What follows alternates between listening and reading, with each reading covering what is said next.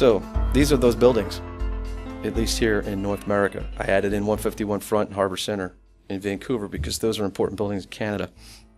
You're probably familiar with some of these.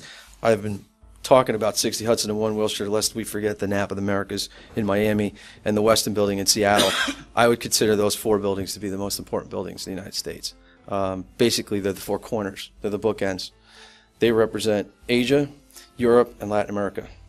And they're probably where the greatest number of networks actually comes in. Landing stations for the undersea cables are in different places on the coast, but the backhaul networks all go into those buildings. So imagine Luzon. Luzon was 8 cables that were lost in an earthquake. Imagine those 4 buildings. Not just the buildings. Something simple. The manholes around the buildings. And here's the issue. The issue is we need to think about what if and have a plan. There's no plan.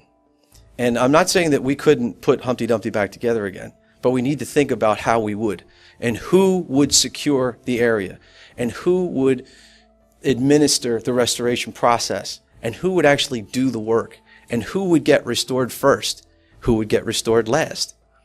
These are international points. Europe uses the United States of America to backhaul Asian traffic. Traffic is everything, by the way. It's web traffic, it's voice, it's financial, it's broadcast television, it's everything. Why? Because of where we sit on planet Earth. It's a lot easier to go under the sea, across the country, and under the sea again than it is to go the other way around, because there just isn't any fiber that goes through Russia. I mean, Telecom and Roskell have a couple of cables, but nothing along the order of magnitude that goes this way. So this is very important. It bridges the world. And those buildings represent essentially the interconnection points of those bridges. These are the IX locations. Very similar overlay to the carrier hotels. These are also as strategically important as it relates to internet traffic specifically as the other properties. But again, I go right down to the fiber, the physical layer. So if you have a cohabitated IX in a carrier hotel, it's a double whammy. You lose 4 major IXs, and you're bringing significant internet traffic to its knees, because a lot of that stuff really can't be rerouted over transit because the networks that would need to do it aren't physically nailed up to the networks that would have to carry the traffic. Again, part of planning. Physical proximity is critically important, but the plan to restore in that scenario, I think, is something that needs to be documented. Again, international issue, many carrier hotels and IX points, but only a few key international ones, 4, maybe 6.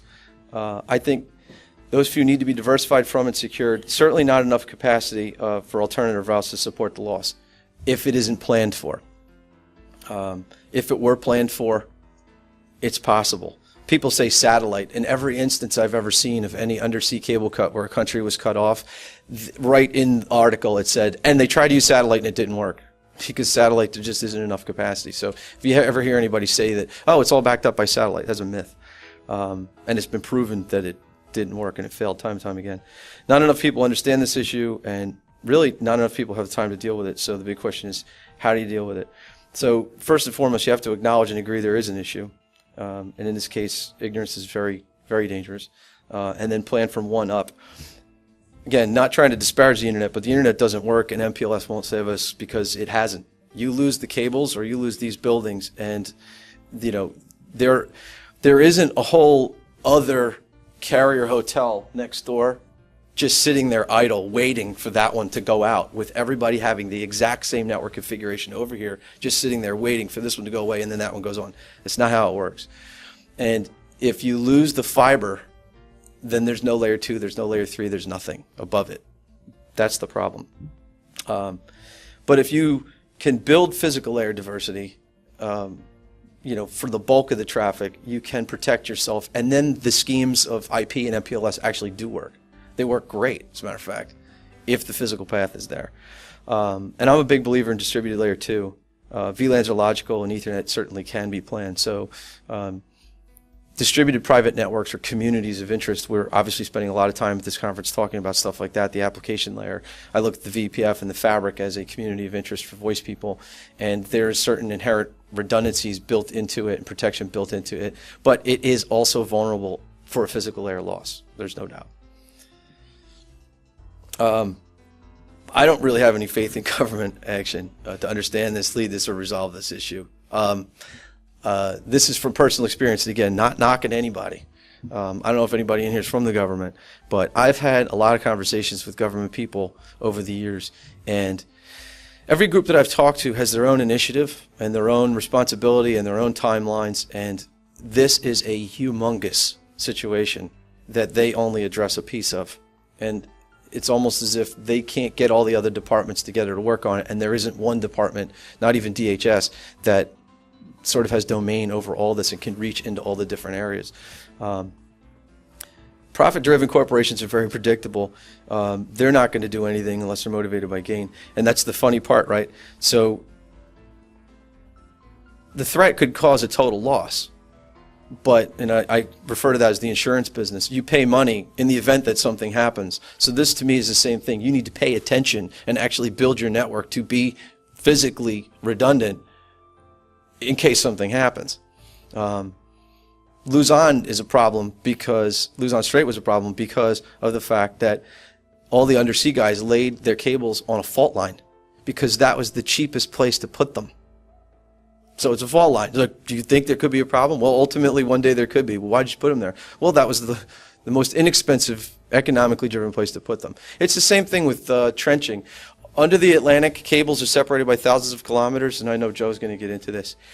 And they cross the ocean and they come into the same 14-inch wide trench that goes into a building in London.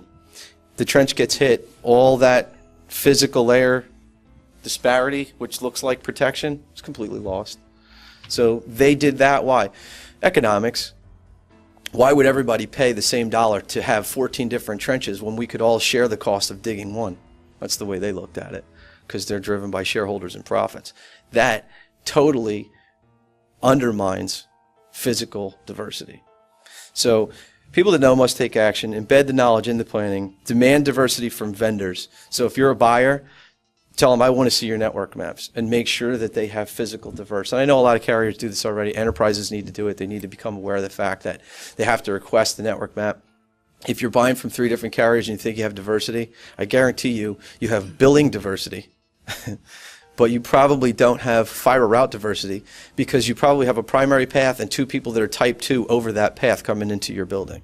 And you lose the POE or the manhole or the phone pole or whatever down the road. You have 3 carriers, you have 0 carriers. So you need to tell them how you want them to build in, because basically they won't unless you do.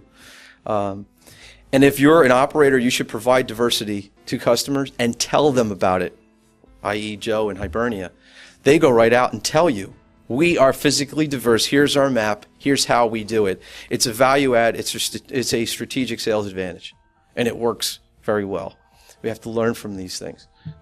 If we don't, you know, the consequences are unknown as far as I'm concerned, which is not good. I'll hand it over to Joe.